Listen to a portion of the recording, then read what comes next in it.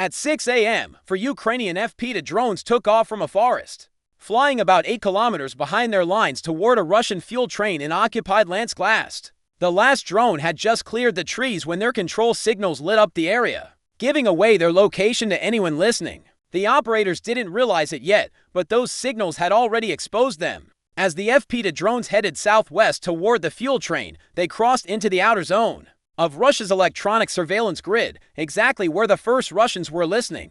20 kilometers north, a Russian R-93 for automated direction-finding vehicle had been hunting since midnight. The system looks like a standard military truck, except for the 4 dish antennas sprouting from its roof, each one rotating independently, sweeping the electromagnetic spectrum from 20 MHz to 3 GHz, looking for one thing: Ukrainian drones. When those for control signals went active, the R-934's computer ran them through his classification database in 0.3 seconds. Frequency pattern 1.2 to 1.4 GHz with frequency hopping across 50 channels. Power output 10 watts per transmitter. The Russian drones used completely different signatures. These signals were definitely hostile. For Ukrainian drones, bearing 147 magnetic, but bearing alone tells you nothing useful. It's a line stretching to infinity, not a point on a map.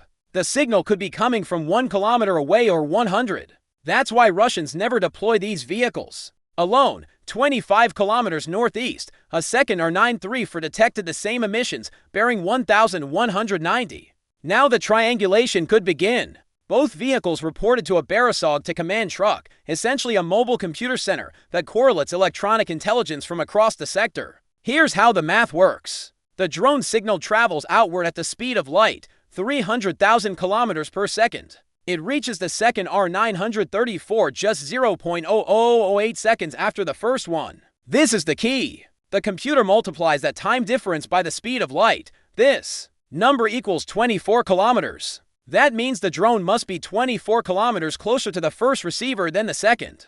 But how can the difference be just 24 kilometers when the receivers are 45 kilometers apart? That's because the drone sits nearly equidistant to both, like a helicopter hovering between two people, both nearly the same distance away. The computer draws a hyperbola of all positions exactly 24 kilometers closer to receiver 1, where this curve crosses the two bearing lines to 147 and 1. That's your target. This entire process, detection, classification, triangulation, took 23 seconds. The automated battlefield management system pushed these coordinates directly to the nearest fires unit, a BM-21 Grad battery positioned 31 kilometers away. The Ukrainian operators knew none of this. They focused on flying for drones simultaneously toward a fuel train that would reach Luhansk at 0650. Missed this opportunity and the next train wouldn't arrive for 72 hours. But first, they had to survive the next 90 seconds. The Grad battery's response required no human decision.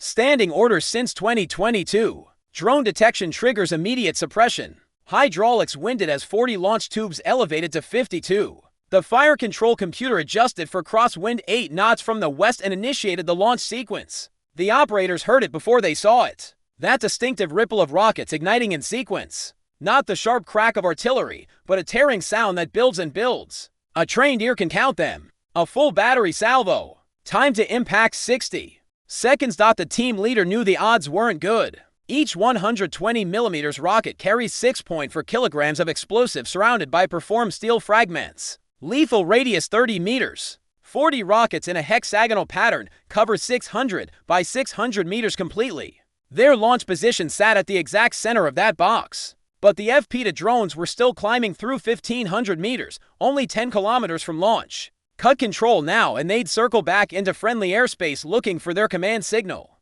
They needed 20 more seconds to reach the handover point where autonomous navigation would take over. 20 seconds while 40 rockets arced through the morning sky at 690 meters per second. 15 seconds. The whistling became audible. Not a single note, but a chord of approaching steel. 10 seconds. The drones crossed into contested airspace, their onboard computers taking over navigation. 5 seconds, the team leader yanked the control unit's power cable. 3 seconds, both operators dove into their vehicle, engine already running. 1 second, tires spinning, throwing dirt. The vehicle lurching forward. The forest exploded behind them. Not a single blast, but rolling thunder as rockets walked across the grid square in a 6-second barrage. The blast wave caught their vehicle at 200 meters distance. Fragments punched through the tailgate, but they kept moving. For FP-2S continued southeast toward Dovzhensk, now flying autonomously along pre-programmed waypoints. The operators had survived, but their drones were already appearing on someone else's scope. Meanwhile, the fuel train was still rolling south toward Dovzhensk at 60 km/h. It had already cleared the last major junction and was entering the 40 km zone, where Ukrainian planners expected the heaviest Russian defenses. Every minute they survived pushed the train closer to the depot, and the narrow window where an FP to strike would matter. The Russian Tor M2 battery near Staroblisk had been tracking the incoming drone since they'd crossed into range at 38 kilometers. The system sat on a hilltop, its radar with perfect line of sight across the valley below. The Tor's radar is a flat rectangular panel that appears to rotate on top of the vehicle, but it's not really mechanical rotation. This is a phased array that steers its beam electronically. Think of it like having 100 flashlights that you can aim instantly in different directions without moving them. The computer controls which flashlights turn on and when, creating focus beams that sweep the sky 3 times per second. However, the Tor's fire control system has a specific bottleneck that drone operators exploit. While the search radar can track 48 targets, the engagement radar, a separate Ka-band system operating at 35 GHz, can only illuminate for targets simultaneously. Each illuminator is a narrow pencil-beamed eye that must continuously paint the target from launch to impact. If the beam breaks for more than 0.5 seconds, the missile loses guidance and self-destructs. This creates a mathematical problem. For drones approaching from different altitudes and angles means the Tor must divide its attention. Worse, the vertical tracking speed, 45 degrees per second, is half the horizontal speed. Drones that suddenly dive or climb can momentarily break lock, forcing the system to reacquire. Ukrainian operators know this and fly profiles specifically designed to stress these limits. The operator watched for contacts approaching in tactical formation. High drone at 2,000 meters, straight and level at 180 kilometers per hour. Middle drone at 500 meters, weaving slightly. 2 low drones at 200 meters, using every hill and depression for cover. The low drones suddenly dove even lower. The operator recognized this immediately. They detected his radar switching from search to track mode. When the Tor locks on, signal strength spikes from periodic sweeps to continuous illumination. Dive now or eat a missile in 8 seconds. Both low drones dropped to 50 meters, scraping the earth. The Tor could track all for easily. The system handles up to 48 simultaneous targets. But tracking and engaging are different problems. Tracking just requires radar pulsing, bouncing off the target. Engaging requires a dedicated fire control channel, a continuous beam painting the target so the missile knows where to go. The Tor only has for fire control channels, like having for laser pointers, but 48 cats to keep busy. Against for drones, that should be enough. But the geometry complicated everything. The high drone flew so straight it screamed decoy. The low drones kept disappearing behind terrain. The middle drone could go either way. Standard doctrine engaged the clearest. Threats first, but the battery commander knew better. Ripple fire doctrine. Launch the missiles, assess results, then to more if needed. Launching all for at once risks wasting your entire ready load if the first missile succeeds. Against multiple drones, you need ammunition discipline. To 9 M338 missiles erupted from vertical launch tubes. These missiles don't chase their targets. That would waste fuel. Instead, they climb to a calculated point above the target, then dive. The downward angle gives better radar return off the target's upper surfaces, and gravity adds to 100 meters per second to impact velocity. The high drone maintained to 1,000 meters altitude, never deviating. The first missile's proximity fuse triggered at 5 meters distance. 14 kilograms of tungsten fragments expanded outward at 2,000 meters per second. The FP ceased to exist as anything larger than a postcard. 10 kilometers east, the train crossed the Spatov bypass. Its schedule placed it at Doz at 0650, meaning the surviving drones had less than 30 minutes to get ahead of the locomotive. That's if they made it through the next 30 seconds. The moment those launch plumes appeared, white smoke visible 30 kilometers away. Both low domes dove to the Adar River Valley. But one drone pulled up sharply just before entering. The drone's computer had spotted power lines crossing the valley at 20 meters height through his camera. Either pull up or hit the cables. It climbed to 80 meters, cleared the lines, and then dove back down. The radar operator watched them vanish completely. The arc cuts 30 meters below the surrounding terrain. Add Earth's curvature to that range, and you get 45 meters of radar shadow. The Tor's beam, no matter how electronically agile, can't bend around the planet. The middle drone tried to evade when the second pair of missiles launched, diving from 500 toward 100 meters, but the tour's computer had already calculated where it would be in 11 seconds, not where it was now. The missile arrived at the predicted point precisely as the drone reached it. Another expanding sphere of tungsten, another drone deleted. The two low drones suddenly stopped all maneuvering.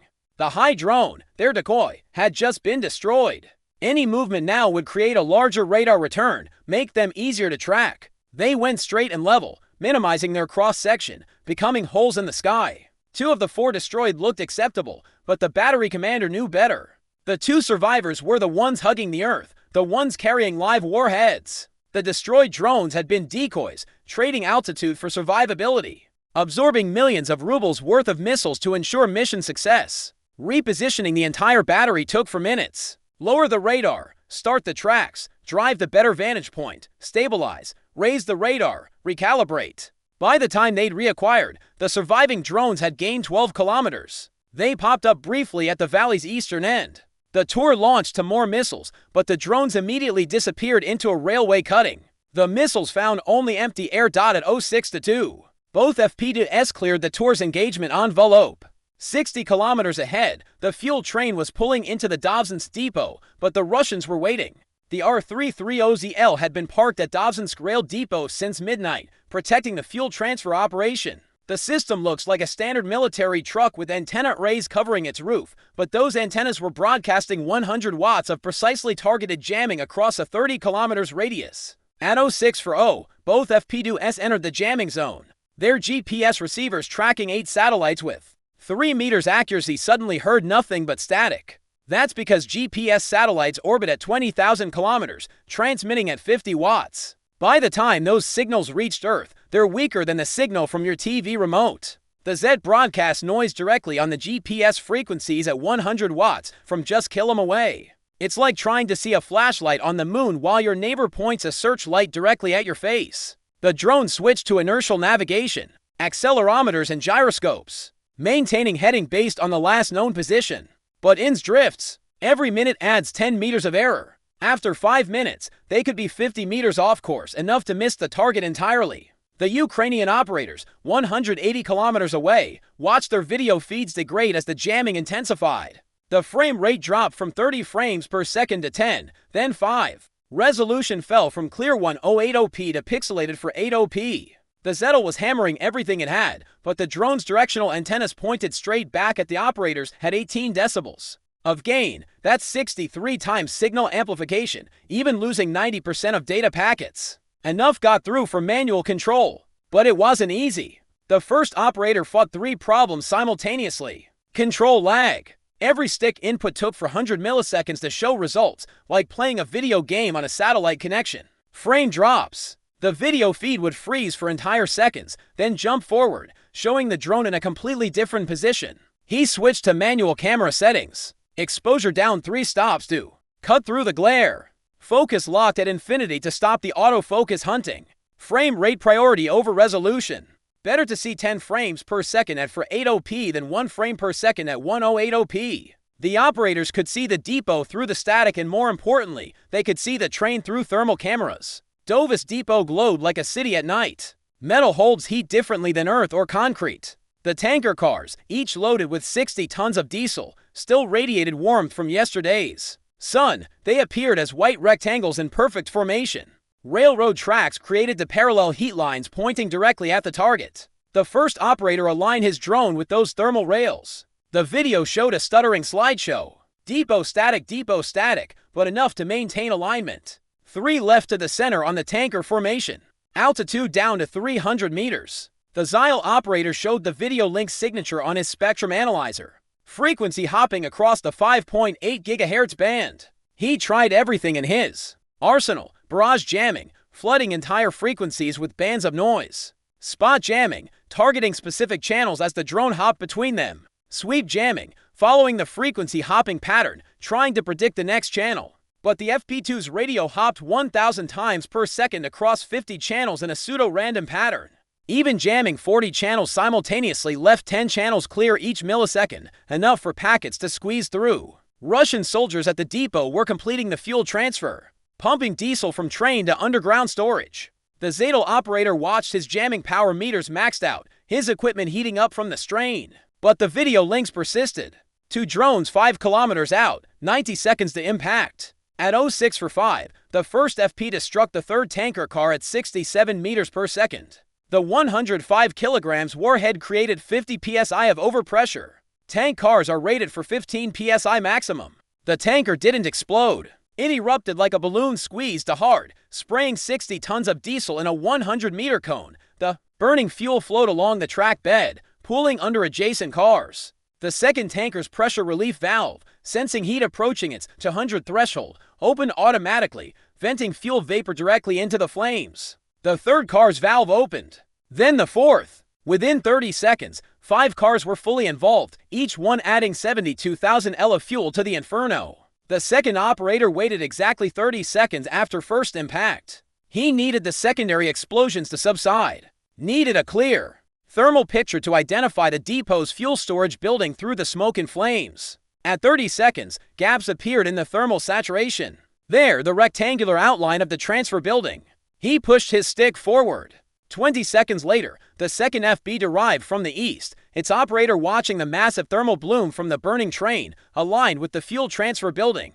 The upwind position that would spread fire across the depot. The drone entered terminal dive from 400 meters. Boom! At 06 for 6, things went wild. This building was packed with 500 tons of diesel, and when that first explosion hit, it bulged the tank walls like crazy. Then, the fuel and air mixed just perfectly, not too rich, not too lean, creating a recipe for total chaos. The second blast. It was so powerful that windows shattered in Dovzhensk, a whole 3 kilometers away. In under a minute, the Ukrainians wiped out tens of thousands of gallons of diesel and had the Russians scrambling for cover. Talk about a game changer. Catch you later.